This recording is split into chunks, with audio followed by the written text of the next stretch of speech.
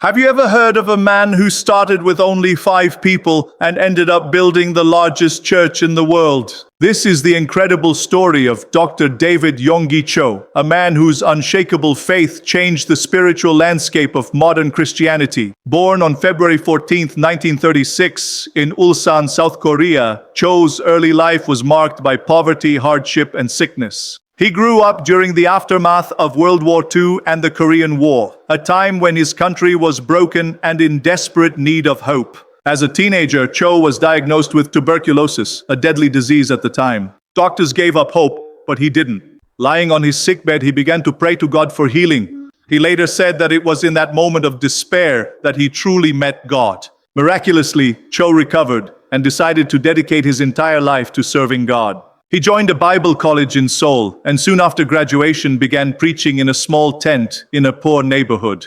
He had no money, no building, and only 5 church members, but he had one thing that mattered most: faith. In 1958, that small tent church became the foundation of what would later be known as the Yoido Full Gospel Church. Through his vision, prayer, and relentless dedication, the congregation grew, not by dozens or hundreds, but by thousands every month. By the 1980s, his church had over 700,000 active members, making it the largest Christian congregation in the world. People traveled from all over the globe to learn from his ministry and prayer methods. He often taught about the importance of faith-filled thinking, the power of the Holy Spirit, and what he called the fourth dimension. A spiritual realm where thoughts and visions, guided by faith, could shape reality. Dr. Cho believed that God's power could transform ordinary people into extraordinary leaders. He taught that dreams and words, when combined with faith and prayer,